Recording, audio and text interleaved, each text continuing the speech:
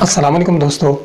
کسی بھی پارٹی کے سربراہ کے انتقال کے بعد یا کہ کسی بھی مملکت کے سربراہ کے انتقال کے بعد یا پھر کوئی بھی والدین جب فوت ہوتا ہے تو اس کے بعد کہیں نہ کہیں پر جائیداد کی لڑائی اور اقتدار کی لڑائی اور سربراہی کی لڑائی ہمیں نظر آتی ہے۔ ہمارے معاشرے میں چاہے وہ کوئی بھی طبقہ ہو، وہ سیاسی طبقہ ہو، وہ مذہبی طبقہ ہو یا کہ وہ کسی بھی قسم کا کوئی بھی کسی بھی شعبے سے تعلق رکھنے والا طبقہ ہو، ان لڑائیوں میں وہ ضرور حصہ لیتا ہے۔ اسی کو کہتے ہیں دنیا کی حرص۔ بالکل سیم وہی صورتحال آج پھر پیش آ رہی ہے جب تحریک لبیک پاکستان کے سربراہ علامہ خادم حسین رضوی صاحب کا انتقال ہوا تو جنازہ کرنے سے پہلے ہی یہ فیصلہ طے پا گیا تھا کہ ان کے صاحبزادے مولانا سعد رضوی صاحب ہی تحریک لبیک پاکستان کے نئے سربراہ مقرر ہوں گے، اور انہوں نے نماز جنازہ کے بعد باقاعدہ طور پر حلف بھی اٹھایا تھا۔ اور اس کے بعد جماعت کے جو بانی ہیں پیر افضل قادری صاحب، جو کہ اس وقت جماعت بنانے میں ساتھ پیش رہے تھے خادم رضوی صاحب کے، انہوں نے یکسر مسترد کر دیا ہے اس چیز کو کہ وہ سعد رضوی کو سربراہ مانے۔ انہوں نے یہ کہا کہ سعد رضوی صاحب جو ہیں وہ نااہل ہیں اور جو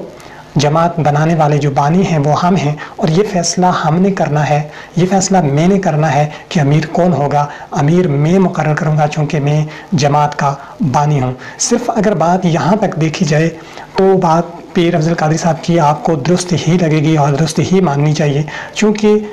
جماعت کوئی بھی ہو وہ اس کا بنیادی چیز وہ جو ہوتا ہے نظریہ ہوتا ہے، اور نظریے پر جن لوگوں نے محنت کی ہوتی ہے جو کہ سینئر ہوتے ہیں، جب وہ کام کرتے ہیں تو زیادہ بہتر طریقے سے کام کیا جا سکتا ہے۔ اور اگر نسل در نسل ملوکیت کو لے کے چلیں گے تو پھر آپ کا نظریہ جو ہے وہ اس کا حشر نشر ہو جاتا ہے اور پھر وہ ایک خاندان کی جماعت بن جاتی ہے، وہ نظریاتی جماعت نہیں رہتی۔ اس وقت تقریباً پاکستان کی تمام تر سیاسی جماعتوں اور مذہبی جماعتوں کا یہی حال ہو چکا ہے۔ بہت ساری مذہبی جماعتوں میں بھی ہم نے اس چیز کی لڑائی دیکھی ہے، اور سیاسی جماعتوں میں تو ہوتا ہی یہی ہے کہ خاندانی سیاست کو لے کے آگے چلا جاتا ہے۔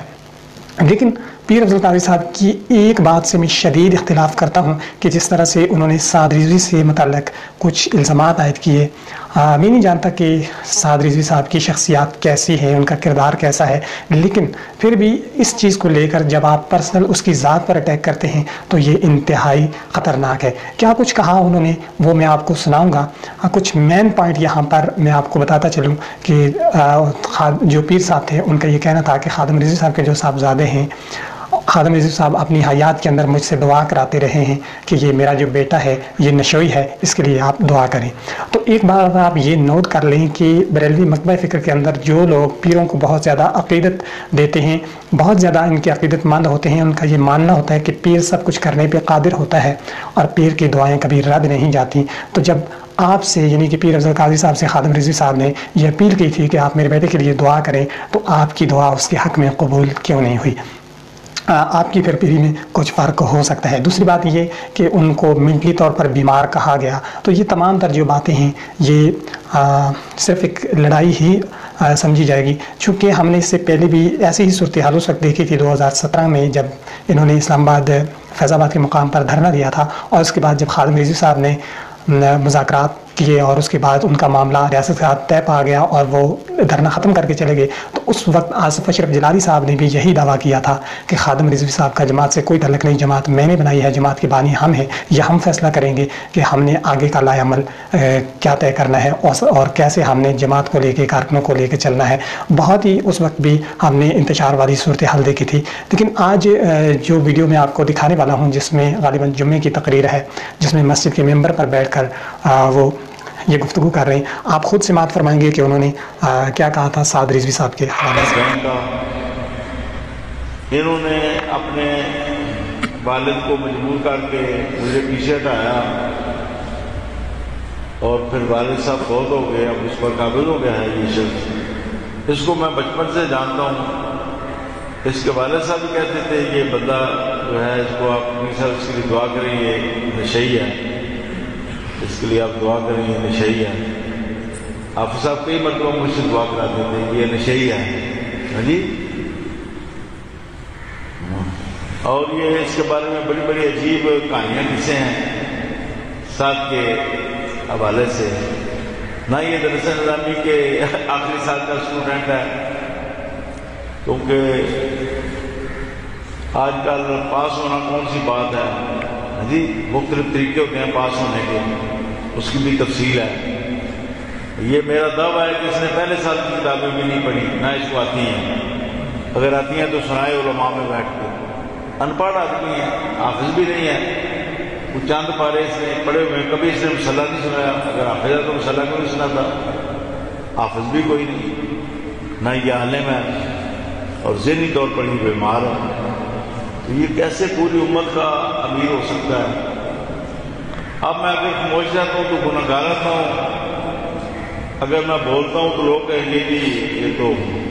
بہت فساد کھڑا کر دیا اپنی افضل قادری نے، حالانکہ فساد نہیں ہے، یہ کلمہ حق ہے،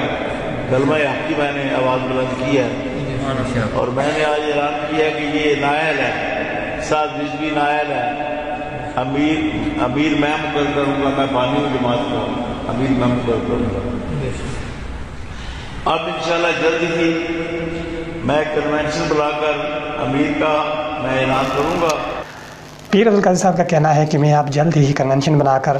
اگلا لائحہ عمل طے کروں گا، اور جماعت کا جو سربراہ ہے وہ میں مقرر کروں گا، چونکہ جماعت کا بانی میں ہوں۔ یہاں تک تو بات ٹھیک ہے، لیکن کسی بھی بندے کی پرسنل لائف پر اٹیک کرنا اور اس پر سنگین الزام لگانا کہ وہ نشوئی ہے، یہ بات کسی بھی صورت مجھ جیسے انسان کو بھی ہضم نہیں ہوتی۔ میں نہیں جانتا کہ سعد رضوی کا کردار کیسا ہے، اس کی شخصیت کیسی ہے، لیکن اقتدار کی خاطر آپ اس طرح کے الزام لگائیں تو یہ آپ کی پرسنالٹی کے ساتھ یہ چیز میچ نہیں کرتی۔ کوئی عام سیاستدان ہو، عام لوگ ہوں، وہ اور بات ہے، آپ کے لاکھوں عقیدت مند لوگ ہیں جو کہ آپ کو فالو کرتے ہیں، ان کے سامنے اگر آپ اس طرح کی باتیں کریں گے تو